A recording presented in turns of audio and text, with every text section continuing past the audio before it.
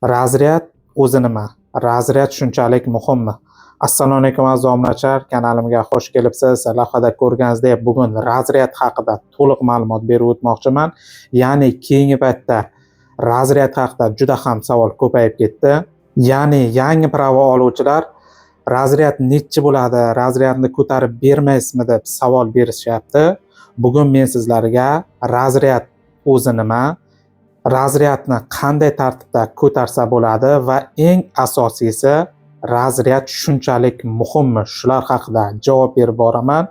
Shuning uchun videoni diqqat bilan oxirigacha ko'ring. Razryad o'zi nima degan savolga keling, buni mana shu yerga rasm qo'yib, gusenичный ekskavator misolida keltiray. Ko'rib turganingizdek, gusenичный ekskavatorda koshasida razryad kubasiga qarab belgilanadi. Ya'ni bilasiz, gusenичный ekskavatorda 220 talik, 250 talik yoki 300 talik katta ekskavatorni shunga yarasha koshasi ham katta bo'ladi. Ya'ni buni kubasi misol uchun 5 kubalik bo'lishi mumkin, 6 kubalik bo'lishi mumkin. Ya'ni agar sizni razryadingiz qanchalik baland bo'lsa, shunchalik baland kubalik katta koshalik ekskavatorlarga ishlashingiz mumkin. Yoki frontalni pogorchik misolida ham keltirsam, bunda ham shunday. Ya'ni oldi koshi sizning razryadingiz qanchalik baland bo'lsa, frontalni pogorchikda ham shunchalik baland kubalik katta koshli frontalni pogorchikka ishlashingiz mumkin. Kranda ham shunday.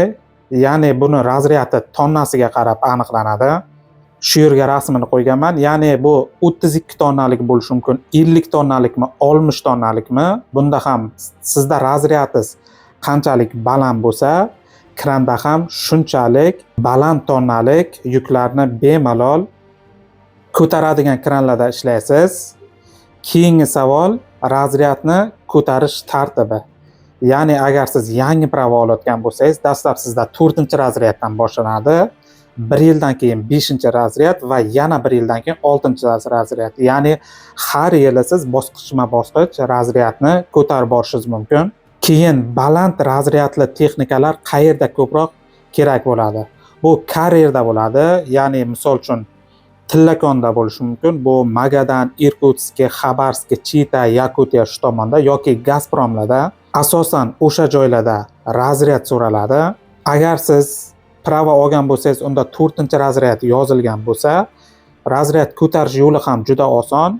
Ya'ni siz ekzaminga bormasdan distansionni bemalol razryadni ko'tarib olishingiz mumkin. Buning uchun siz kerakli dokumentlarni o'sha uchobni sentrga jo'natasiz va keyin Gostexnadzordan baland razryadli pravoni almashtirib olasiz. Ana endi eng asosiy savol.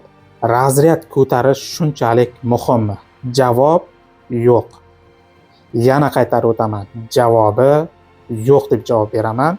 Sababi, birinchi sabab deb o'zimni keltiraman. To'g'risi 2019-yil yangi pravo olgan vaqtim o'zim ham shu razryadga qiziqib 6-razryadda pravo olganman. Realni ishga joylashganda esa bu razryadda hech joy so'ramadi, ya'ni hech qanaqa firma. Buldozerga ham ishladim, gusenичный ekskavatorga ham. Asosan o'zim JCB traktor haydayman, lekin o'sha buldozer va ekskavatorlarga ishlaganimda ham mendan hech qanaqa razryad so'ralmadi. Keyingisi, ko'pchilikka ma'lum, o'zim spes texnika va traktorlarga rossiyska pravo olib berish bilan shug'ullanaman. Ya'ni isbot tariqasida hozir yangi pravo oluvchilar, ya'ni 4-razryad bilan ham o'sha karyerlarga, ya'ni shu videoni boshida aytib o'tganim, bu karyerlarga kerak bo'ladi deb baland razryadni 4-razryadlar bilan ham ishlashyapti. O'sha Tillakoniga yoki Gazpromga bemalol ishlashi yuribdi. Ulardan ham hech qanaqa razryad so'ralgani yo'q. Asosiy isbot esa bu yangi pravo oluvchilar bilishadi. Ya'ni 2022-yildan boshlab oldin razryad shu pravoni orqasiga yozilardi 2022-yilgacha. Hozirda esa razryad faqat свидетельствоda yozilyapti. Shu sababdan hozir agar yangi pravo olmoqchi bo'lsangiz, razryad faqatgina свидетельствоga yoziladi. Ana endi agar siz ishga joylashmoqchi bo'lsangiz, deylik siz yangi pravo oldingiz, sizdan so'ralayotgan narsa asosiysi asobiy atmetka va kategoriyalar bo'ladi. Agar siz ya'ni karyerga, Tillakoni, Gazpromga borib ishlasangiz, asosiysi водитель pogorchik, mashinist ekskavator va mashinist buldozer asobiy atmetkalari kategoriyalari kerak bo'ladi. To'g'risini aytsam, hozir agar ishga joylashmoqchi bo'lsangiz, 70-80% ish joylar umuman razryadga qarayotgani yo'q. Shu rossiyskiy pravangiz bormi? Bor. Kategoriya va отметканgiz bormi? Bor. Opit so'raydi. Agar opitingiz normalniy bo'lsa, hech qanaqa shu baland razryadga qaramasdan sizni ishga qabul qiladi. Shu sababdan yangi prava oluvchi akalar, agar siz prava olmoqchi bo'lsangiz, baland razryad uchun oshiqcha pul sarflashingizni hojati yo'q. Agar siz prava olib ishga joylashmoqchi bo'lsangiz, boshlanishida 4-razryadlar bilan ham sizni 70-80% ish joylar bemalol ishga qabul qiladi. Demoqchi bo'lganim, ba'zi bir prava qilib beruvchi shu qo'sh tirnoqchidagi akalar, mana sizga 6-razryad qilib beraman yoki mana sizga 7-razryad qilaman deb sizdan yaxshigina oshiqcha pul olishi mumkin. Shuning uchun siz ortiqcha xarajat qilyotmang. Asosiysi kategoriya va отметкаlarga e'tibor qiling. Asosiysi shu. Agar siz prava olgan bo'lsangiz, ya'ni sizda 4-razryad bo'lsa, sizda 6-razryad so'ralayotgan bo'lsa, aytib o'tgandek, buning uchun ekzaminga borib yotish shart emas. Buni bemalol distansionni amalga oshirsa bo'ladi. Agar yanada to'liqroq ma'lumot olaman desangiz, ya'ni agar sizda ish joyi shu 6-razryadni, shu baland razryad so'rayotgan bo'lsa, bemalol menga murojaat qilsangiz, buni distansion o'zim ham razryadingizni ko'tarib beraman. Shuning uchun agar siz yangi prava olmoqchimisiz, razryad ko'tartirmoqchimisiz yo asobiy отметка va kategoriya qo'shtirmoqchi bo'lsangiz, mana shu yerga WhatsApp nomerimni yozib qoldiraman. Shaxsan o'zim javob beraman. 24 ga 7 ishlaydi.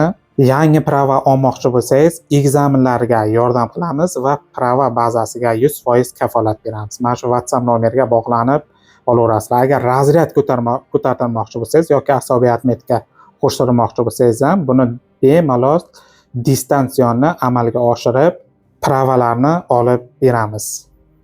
Bugungi ma'lumot shulardan iborat edi. Bu videoni maksimal o'z yaqinlaringizga podelitsa qilib tarqating, ya'ni ular ham boxabar bo'lishsin.